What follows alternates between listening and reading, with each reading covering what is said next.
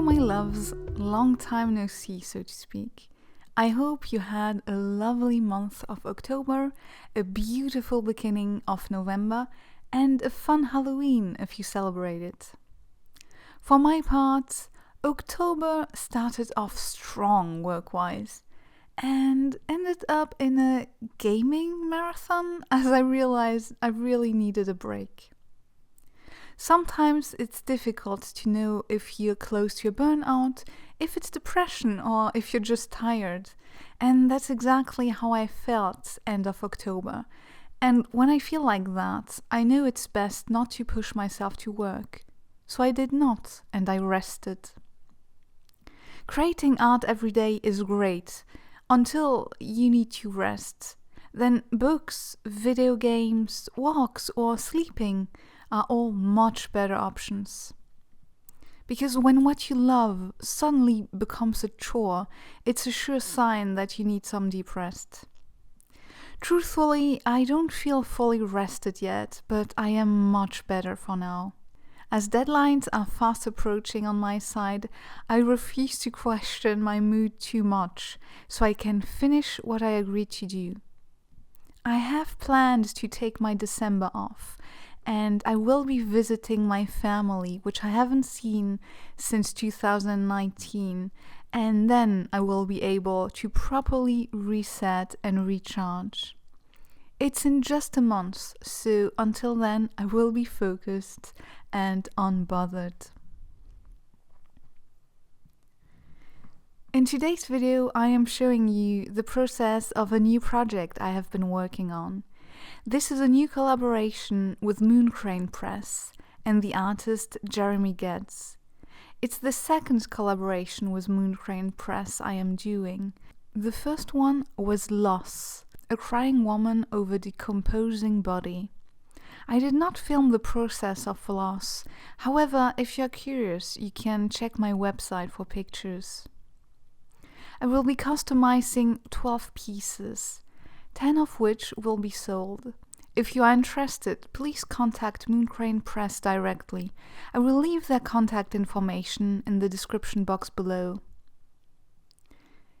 Here, the original artwork, Wilderness, was a painting of an astronaut surrounded by birds, made by Jeremy Getz. This was then turned into a resin cast by Mooncrane Press. And here I am, customizing a few pieces as a limited edition. After some careful thinking and sketching and drawing and doodling, I decided to unleash the misanthrope in me. I replaced the human being with other beings. In my mind, only the suit, the object is left, being overgrown and filled with life, while the human is long gone. However, feel free to interpret the sculpture however you like. I might have an intention when I work on my art, but once it's out to be seen, the interpretation belongs to the viewer. There's magic happening when you react to an artwork and let it interact with your inner self. I refuse to take that away of you. If you see more in my art, please do. You might like or dislike it, love or hate it.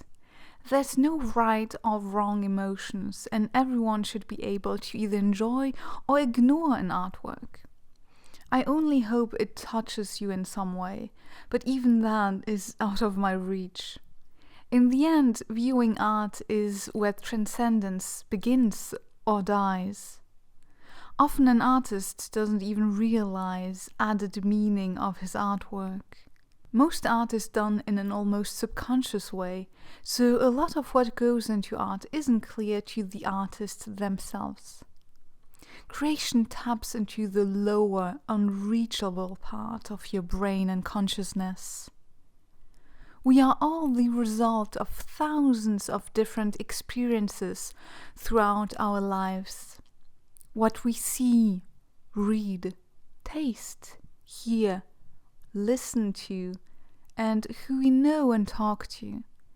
The subconscious deals with an influx of information all the time, so you can stay sane and can think clearly.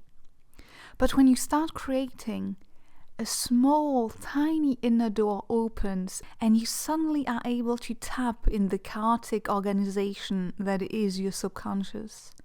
That's the main reason I rarely question ideas I might have when working, as from experience, bringing ideas to life always leads you somewhere.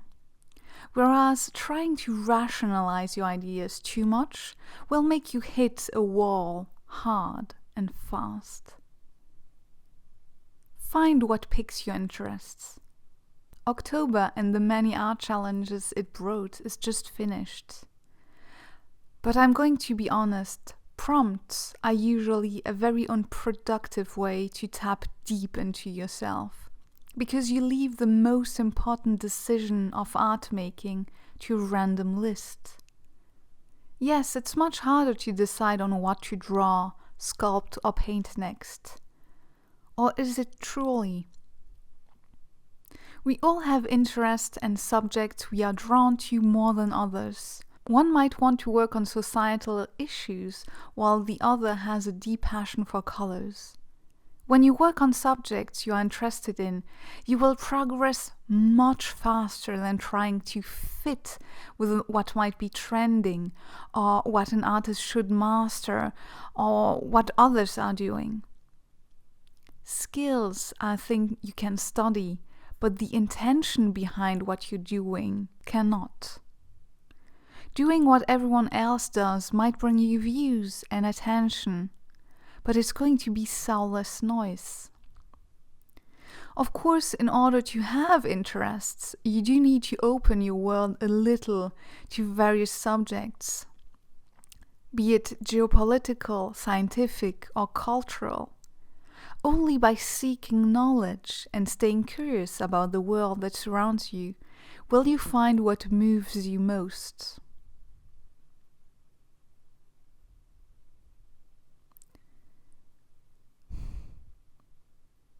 Now I would like to give you my tentative definition of art.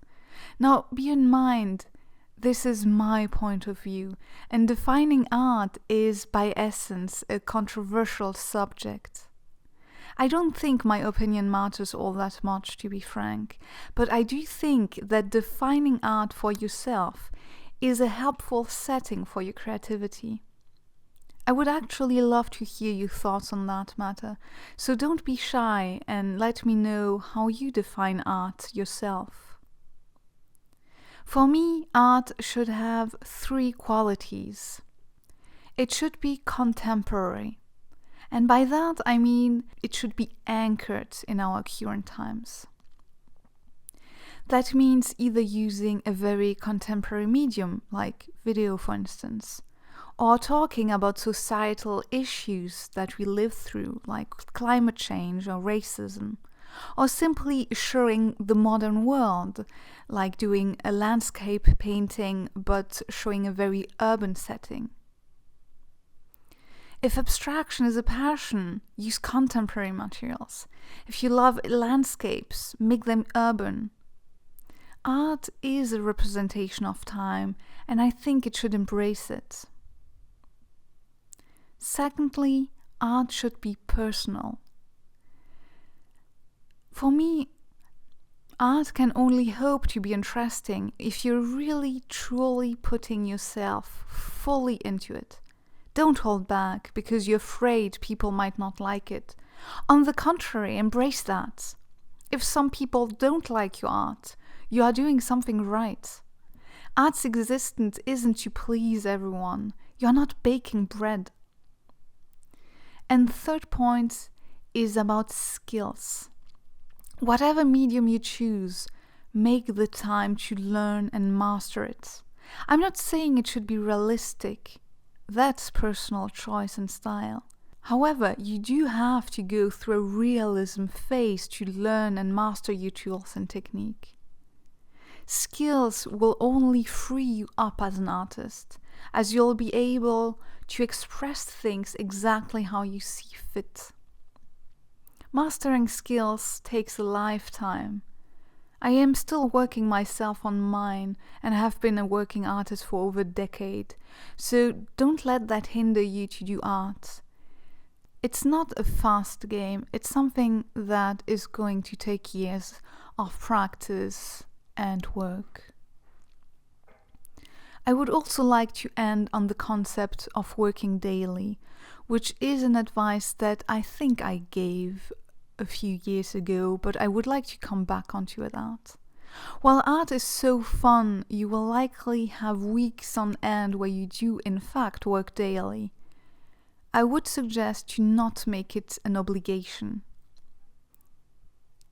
Art should stay fun for you. Sure, you will struggle with creating art, to finish an artwork, to know in which direction to push it, to finish it. That kind of struggle is okay. But if you struggle to show up too much, then it might be a sign that you need to rest and take a break. Your subconscious also needs to see and experience things outside of your studio. Otherwise, you will be doing rounds in your work until you hate it. Put some effort and hours of work into your art, but don't forget that you also need to just be and rest. Thank you so much for joining me today. I really hope this has been sort of helpful. I wish you a lovely day and I hope to see you in my next video. Bye!